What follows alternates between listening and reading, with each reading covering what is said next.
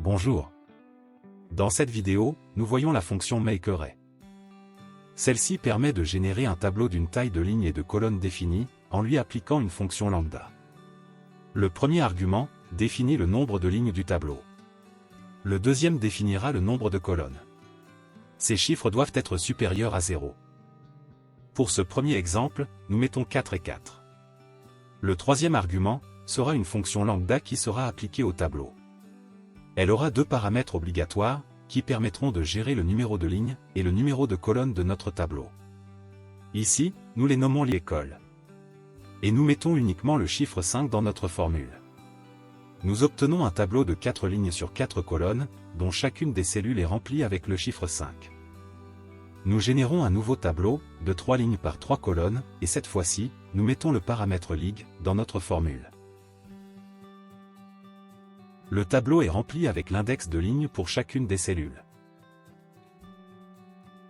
Dans notre formule, nous concaténons la lettre L à notre paramètre lig et la lettre C à notre paramètre colonne, et nous voyons bien que c'est la position de la cellule, dans notre tableau, qui est renvoyée.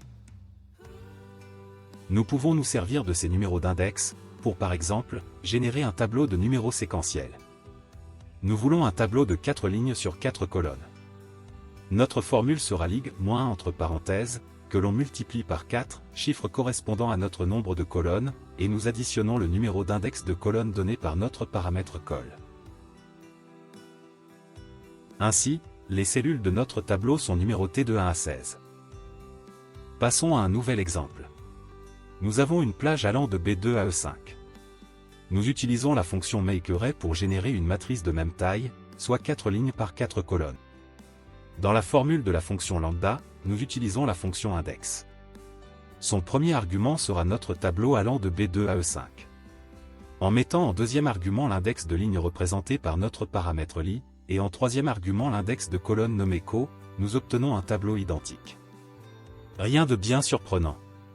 Par contre, en inversant les paramètres dans la fonction index, nous obtenons un tableau transposé, les lignes sont en colonne et les colonnes en ligne. À partir de là, nous pouvons ajouter une formule conditionnelle si. Nous testons si nous sommes dans la ligne 1, ou la colonne 1. Si c'est le cas, nous aurons notre formule index, sinon notre formule index sera multipliée par 10%. Nous avons ainsi un nouveau tableau, qui contiendra les commissions à verser pour chacun de nos commerciaux, pour chacun des mois. Nous aurions pu utiliser la fonction transpose, pour obtenir ce même résultat. Voyons un nouveau cas. Nous allons construire un tableau, qui représentera un calendrier annuel. Pour cela, nous fixons le nombre de lignes au nombre de mois d'une année, soit 12, et le nombre de colonnes à 31, qui est le nombre de jours maximum rencontrés dans un mois. La formule dans la fonction lambda de notre fonction MakeArray sera date, avec un premier argument faisant référence à notre cellule A2, contenant l'année, le deuxième sera notre paramètre li pour le mois, et le troisième notre paramètre co pour le jour. Nous imbriquons cette fonction dans la fonction texte, pour formater le résultat sous forme de date lisible. Nous obtenons un calendrier dont les noms des jours ne sont pas identiques dans la même colonne. Pour obtenir ce que nous souhaitons, nous partons du premier jour du mois, auquel nous soustrayons son numéro de jour obtenu par la fonction joursem. Avec un deuxième paramètre à 11, pour une semaine se terminant un dimanche. Nous ajoutons notre paramètre co, auquel nous retirons 1, pour que les jours progressent dans nos lignes. Chaque colonne contient un nom de jour identique, mais chaque ligne démarre avec des jours du mois d'avant. Nous devons donc augmenter le nombre de colonnes de notre tableau, nous le passons à 42 pour couvrir tous les jours d'un mois. Nous allons faciliter la réutilisabilité d'une partie de cette formule, en l'imbriquant dans la fonction let.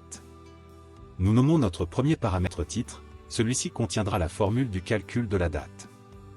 Nous utilisons la fonction si-condition, pour gérer plusieurs possibilités. Si nous sommes sur la première ligne, donc si li égale 1, avec la fonction texte, nous formatons notre titre pour afficher uniquement le nom abrégé du jour. La condition d'après est mise à vrai, et provisoirement, nous formatons notre titre avec un format indiquant le numéro du jour et du mois.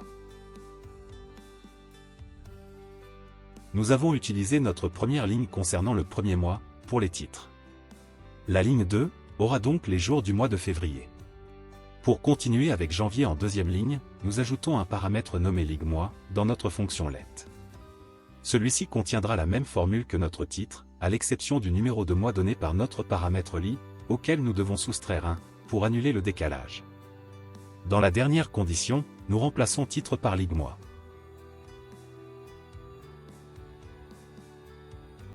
Nous voulons également afficher les noms des mois dans la première colonne. Nous modifions la première condition de notre formule si condition.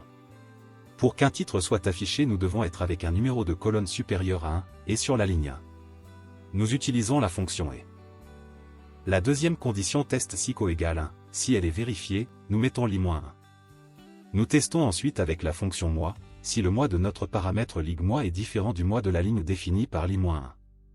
Si c'est le cas, nous ne voulons rien afficher. Nous avons les numéros de mois en première colonne, mais nous voulions les noms. Dans la deuxième condition, nous remplaçons l'élément li-1. Nous mettons la fonction date avec le paramètre mois de la ligne -1, que nous formatons avec la fonction texte, pour n'afficher que le nom du mois. Et ces noms doivent uniquement apparaître pour les numéros de ligne différents de 1.